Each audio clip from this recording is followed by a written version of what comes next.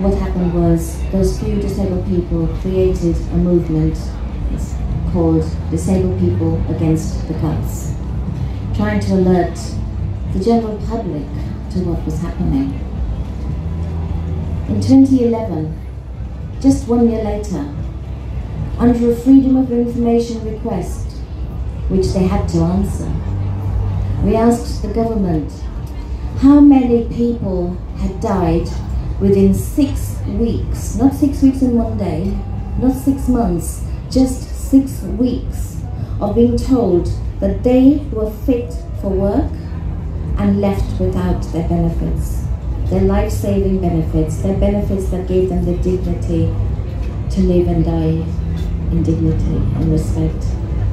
We asked the government how many people had died within 6 weeks of being told that they were fit for work in that year, just 2011 alone, because you have to give them parameters so that they can't dodge the question. So we gave them 1 year, 6 weeks, how many people? Does anyone want to hazard a guess how many people they admitted to under a Freedom of Information request? Anyone want to hazard a guess? Come on, have a guess. Pardon? 5. You? Thousands. Okay. They gave us a figure of 10,600. 10,600 disabled people, all dead within 6 weeks of being told they were fit for work and left with nothing, left to die with nothing. They either died because their conditions were going to kill them anyway, but that last 6 weeks of their lives were made impossible. They either died because their conditions, because of the stress they were under, because of not being able to eat properly, not being able to get the medications they need. Those people died early because their conditions plummeted because of what was done to them by this government. Or they committed suicide because they couldn't cope with it anymore. Either way, they were all dead. 10,600 of our brothers and sisters. And did any one of us know about it? Was it on the BBC? Was it on our radios? Was it on our televisions? Was it in our newspapers? No. Because they are colluding with our government either by choice or by censorship. Either way, they are keeping stum. And we, the people, are dependent on our media to tell us the truth, to tell us what is happening, so that we can be aware of what is happening and do something about it. And here we are with a government that silences our media. Here we are with a media that will tell us the latest princess's name, the latest prince's name, the latest footballer's name, the child of the footballer, the wife that they've just left, whatever. We will be given a whole bunch of garbage, when really what we need to know is what is happening to our planet and to our people in our names. And what I'm here to do is to also alert you to the power that each of you have to make a difference and change this. Because it is our taxes that pay their wages. From the Prime Minister to the ATOS person, to the DWP person, to the people who are implementing these cuts, these brutal, brutal cuts. We are paying their wages. And when you pay someone's wages, what does that make you? It makes you their boss. And as their boss, every single one of us, from a newborn baby to a pensioner, everyone is a taxpayer. And every one of us has the right, the duty and the obligation to stop them when they do something wrong, to hold them to account when they've done something wrong, to charge them with their crimes, to make sure that there are no more benefit deaths. in our names, without taxes, against our people. In 2010, they started their cuts, like the Nazis did, with the disabled people. And we said again and again and again, they will come after the rest of you. Don't wait till that happens. Stand with us now, before it hits you. In 2010, we started collecting the facts, the figures, the cases. We alerted the United Nations when they had sufficient evidence from us to warrant it. They sent a team of investigators to investigate the UK for how it was treating its disabled people. This was the first time in the history of the UN, in the history of the world, that any country had been investigated for crimes against its own disabled people. And they did a thorough investigation. They travelled the length and breadth of this country. They met people who'd lost loved ones. They'd met people who were being attacked by the cuts. They met the journalists who were willing to talk about it and investigate it. They met MPs, they met councillors, they met council workers, they met social workers. They met a broad spectrum of people, and they collated their evidence. And then they produced their report. And their report was damning. They found this country, the first country in the world to be found guilty of grave and systematic human rights violations of disabled people. Systematic, designed to impoverish, designed to be brutal, designed to dehumanize, designed to punish, designed to impoverish and push into early graves. And they were found guilty. Now, when the United Nations produces a report, it is incumbent on that country to actually publish that report. So Theresa May met that obligation, but she sat on that report for several months waiting for a really good day to publish really, really, really bad news. News that the whole world should be interested in, because it's the first time any country has been found guilty. And it's the country that keeps saying to other countries, your human rights, your violations. We point the finger at all these countries as if we are the most wonderful. And yet we were the first country to have that dubious honor of being judged guilty. And so she published that report on the day of the US elections. The day when the entire world's media, our media included, was focused on Donald Trump and everything Trump, knowing that for decades to come probably, they would still be focused on it. So to all intents and purposes, that UN report should be in the public domain and public knowledge and being discussed by the public. And yet, the majority of people, including many of our journalists, have no idea that this report exists. So I've got an art installation. Oops. And now it goes. Just in front of Small World. It looks like that. It's just a wheelchair. It's called Invisible. It's got an invisible person in it. It's got an invisible carer behind it. It's highlighting the invisibility of the United Nations report. It's highlighting the invisibility of the number of people who are dead and you can't see anymore. It's highlighting the number of children who are being pushed out of mainstream education because of the cuts won't cover the costs of having the support that disabled children need in mainstream education. It's making those children invisible. It's making disabled people invisible by cutting their care and then saying you don't have enough care to live in your own homes, we will put you into care homes. We will put you away where no one can see you.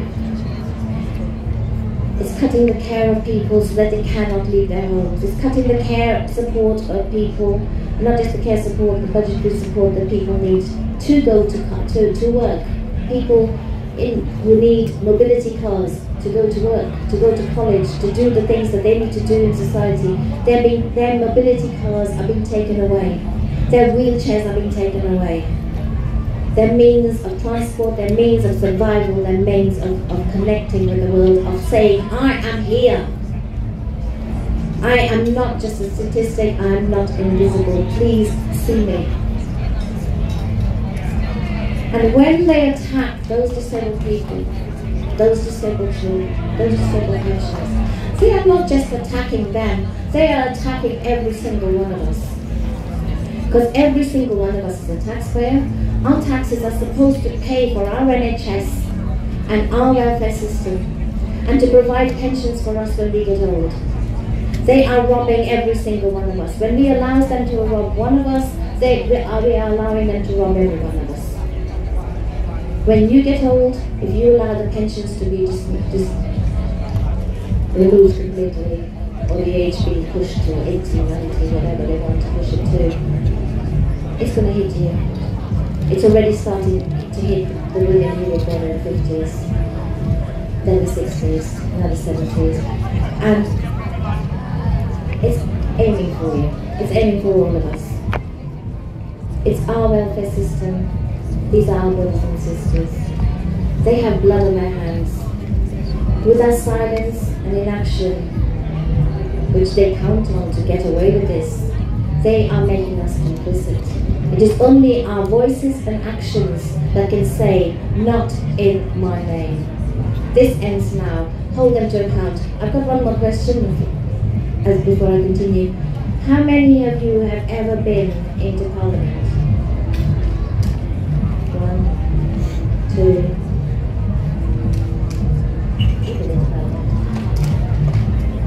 Out of all these people here, this is meant to be a democracy. A democracy is when we use our voices and actions, not when we just let our government get on with doing whatever the hell they want. When they drop bombs in Yemen, when they sell, they use our money to make arms deals that go and destroy and kill. The Trussell Trust.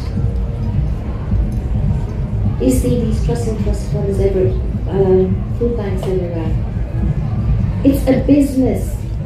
They charge each of those food banks money for using their logo.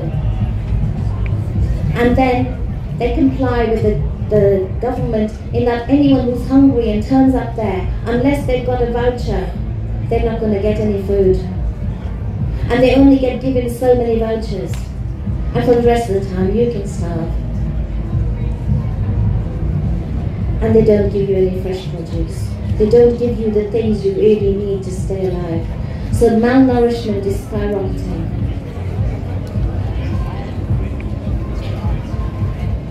Infant mortality, which had been coming steadily down, under this government is starting to rise.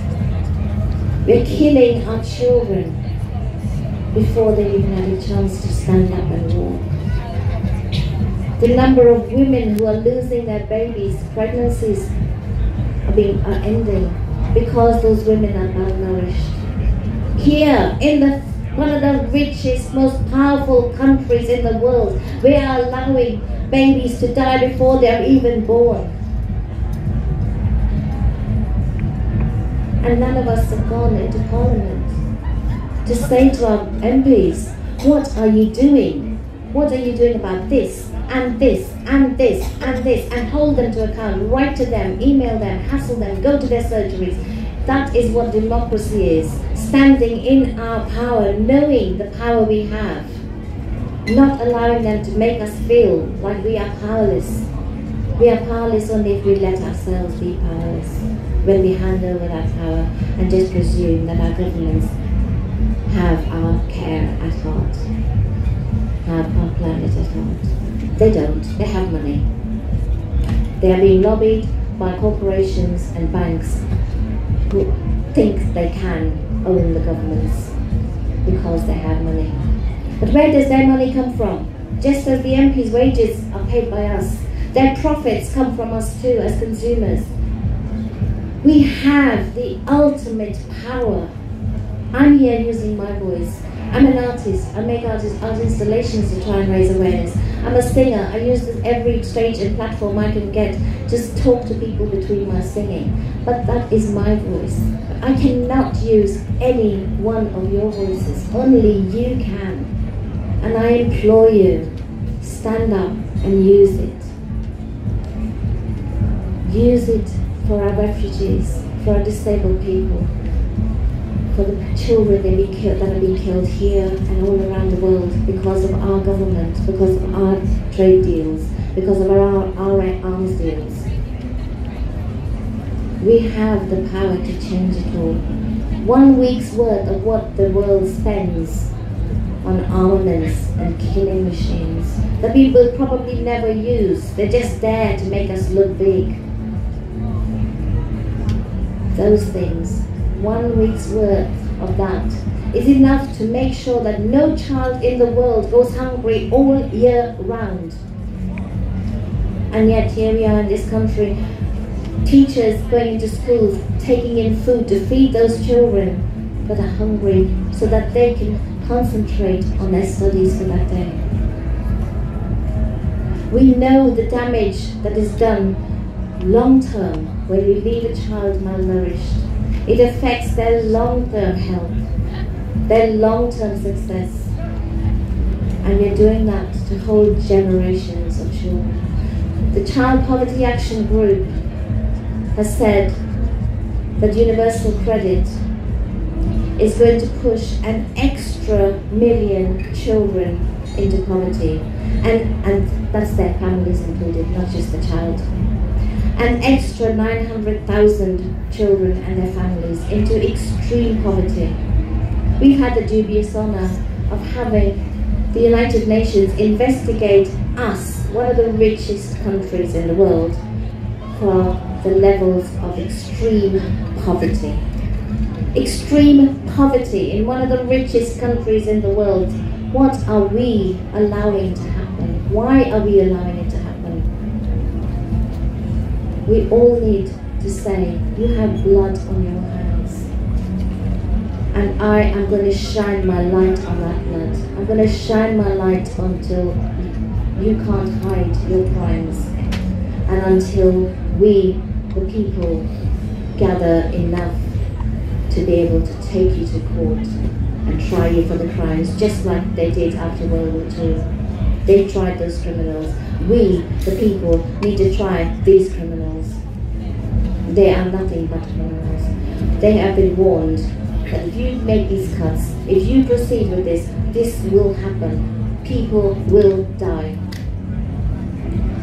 They've been warned by Joseph Rowntree Foundation, by Natasha. There's so many different people who've said they've been investigating and saying the cuts are killing, the cuts are taking away human rights, the cuts are taking disability rights away.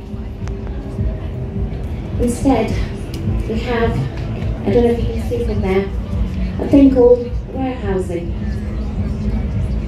In their literature between themselves, they talk of disabled people as stock and about warehousing us, if not killing us off. Now, any of us, I used to be a nurse. I never thought for an instant that I would become disabled, even though it's a condition I was born with, and other people got disabled, but I never thought I would get disabled. And none of us think that any of us will get disabled. But the truth of the matter is that they now expect 1 in 2 of us to get cancer.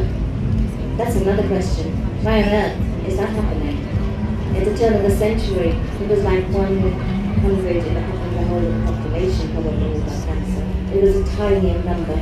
Now they're expecting 1 in 2 of us to get cancer.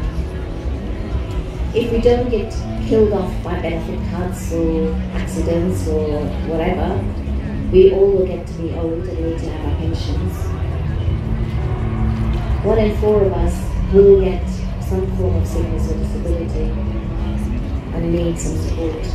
When we allow our welfare system to be dismantled, when we allow our NHS to be destroyed, it is all of us that are being robbed. We have to stand up and defend our NHS, our welfare system, our schools, our libraries. They're all connected.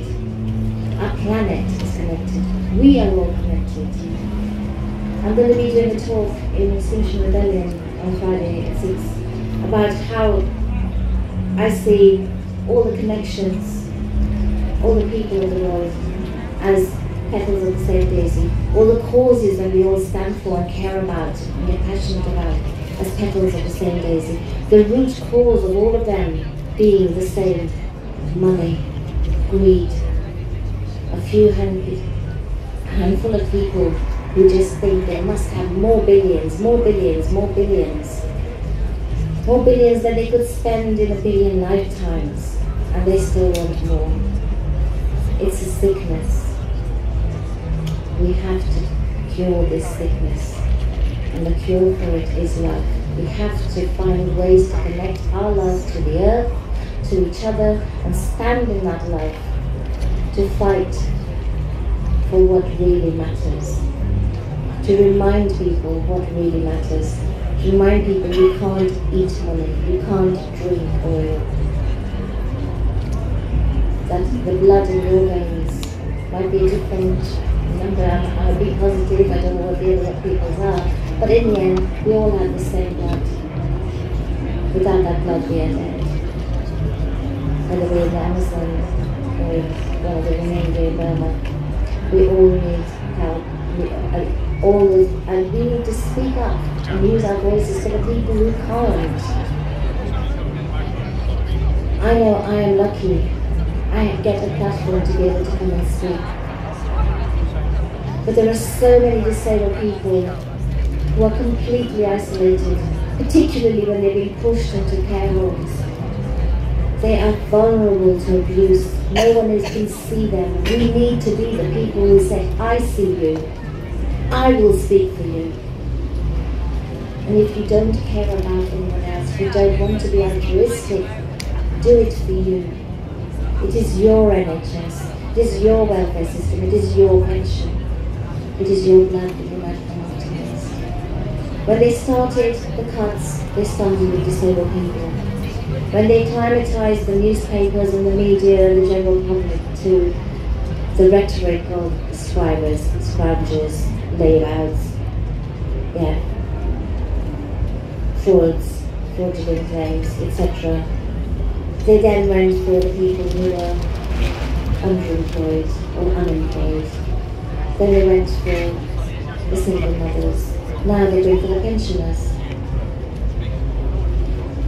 There's a lot of people who have no idea that they are benefit claimants and that they are next on the firing line. Because they get pension credits, or they get working tax credits, or they get child tax credits, but it all comes via the PAYE system, and they're good, dutiful people, they're working people, they're not like those scroungers, they're not like those disabled people who are not doing anything to make themselves worthy of existence. And so they're kind of colluding with the government, or actually colluding with the government in attacking the disabled people and the work shy, as the government call the people who want to work and not working quite enough. But their latest thing is called universal credit. How many of you have heard of universal credit? Again, not a lot of you. But universal credit is something we all need to know about. It is happening, and it is happening all across the country now. And it is happening in our names. And it is escalating the problems I've just been telling you about. It is being used to actually attack more people in work than out of work.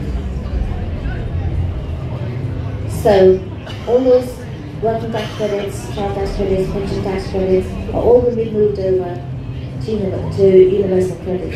And when you do, you now deal with the DWP and its conditionality and its brutality and its sanctions. Whereas you never had to deal with it because you dealt with the HMRC, who are relatively nice in comparison. But when you move over, there's a thing called conditionality that you have to sign And that conditionality allows them, because you've signed for it, you've agreed to this, allows them to sanction you at a drop of a hat, for whatever reason they want to give you. There's a letter recently on Twitter that's dated one date, calling the person for an interview on that date.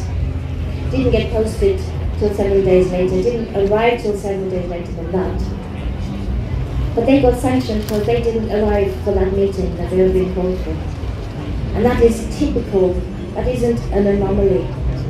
That's happening again and again and again. They'll ring you up 8 in the morning or whenever they want to. If you don't happen to answer that phone when they ring, they won't try again. They will sanction you for not answering your phone. The conditionality includes, if you're a part-time worker, say you're a mum or dad who puts your children in school in the morning, works in the day, picks them up in the evening. But you only can manage to do part-time work because you're looking after the kids for the rest of the time. When you move over, conditionality means you will show that you are looking for additional work every single day of the year until you get it. And you have to put in a set number of applications every single day, in addition to looking after kids, in addition to doing what you're doing. You have to show you are looking for that work. And if you don't, if you're supposed to have applied for 5 jobs today and you only applied for 4, you're sanctioned.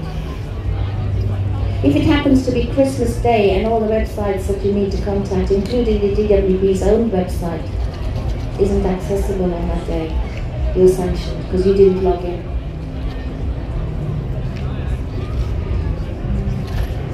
If you get child tax credits and you happen to have 4 children, you get support for all 4 children.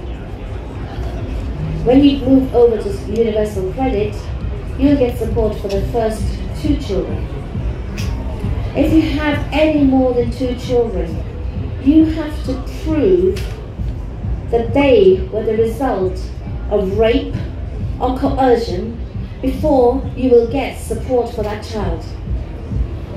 That child can be hungry, that child won't qualify for its school dinners, that child won't get any kind of child benefit or support because they weren't born as a result of rape or coercion, or because you couldn't prove that they were the result of rape or coercion.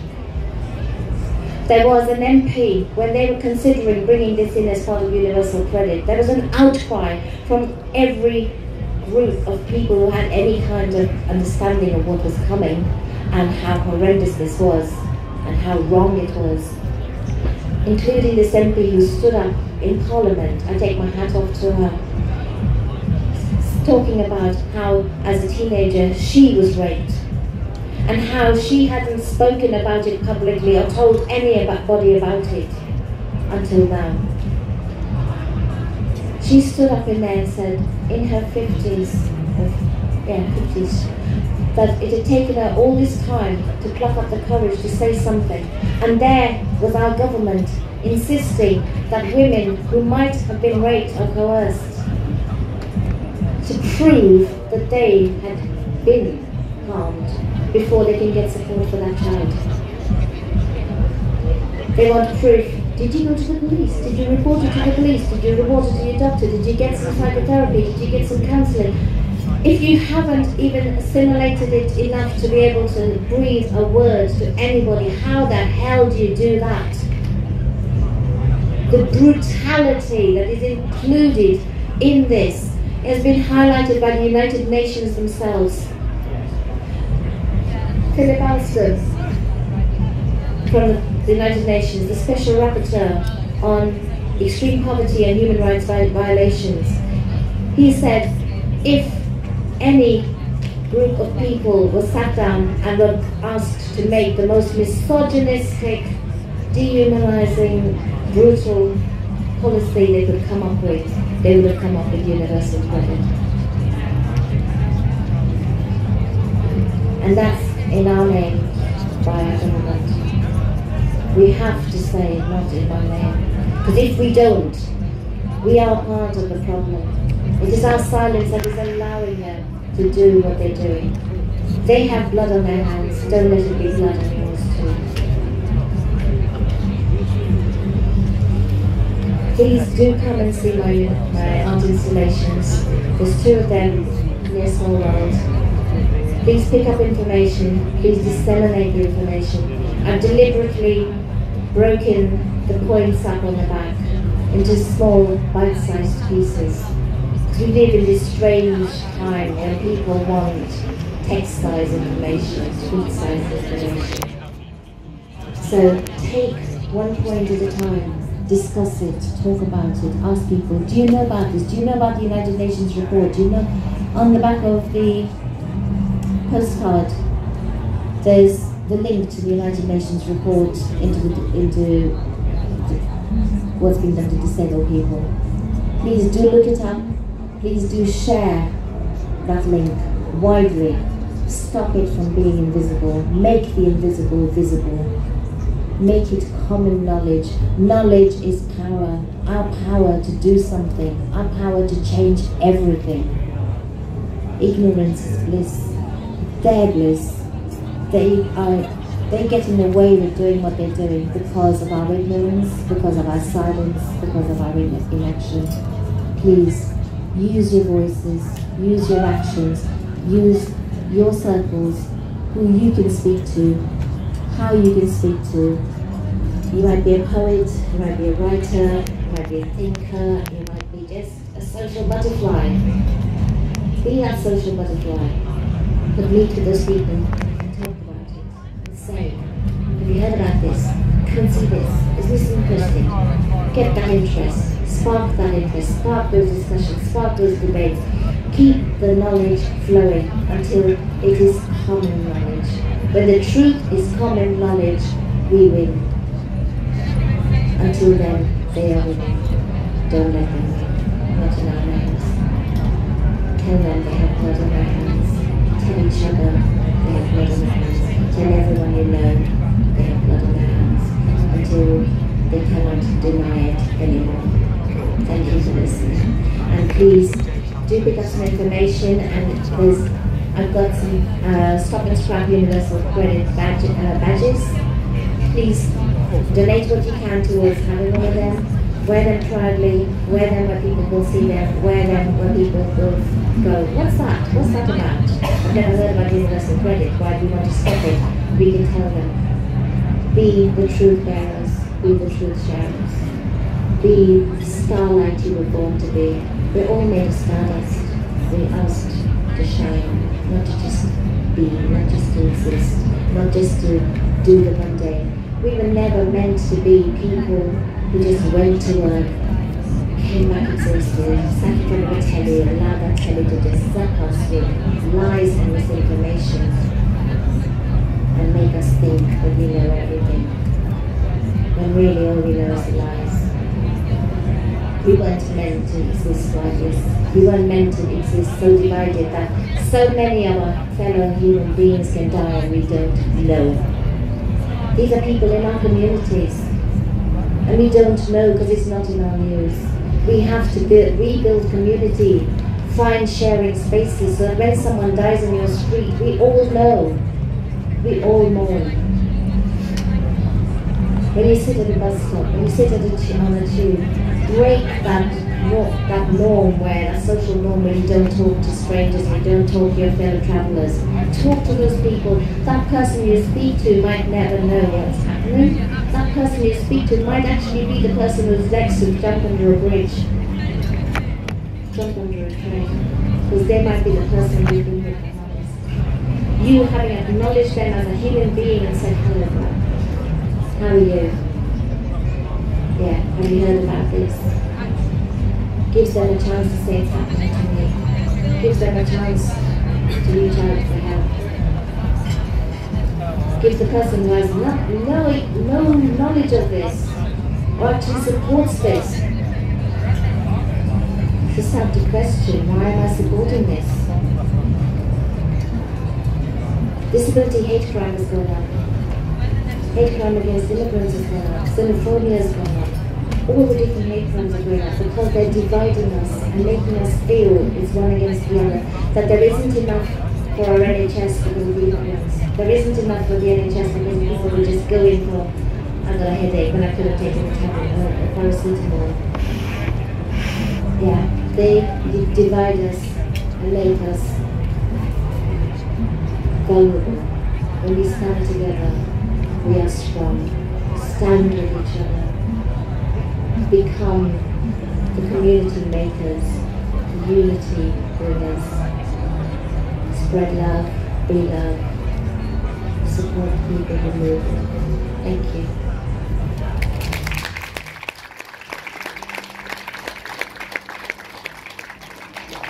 Thank you so much, Maria. Does anyone have any questions or comments they'd like to make? Just put your hand up. No? Okay, well, thanks ever so much for coming. Any final comments you want to make? Or?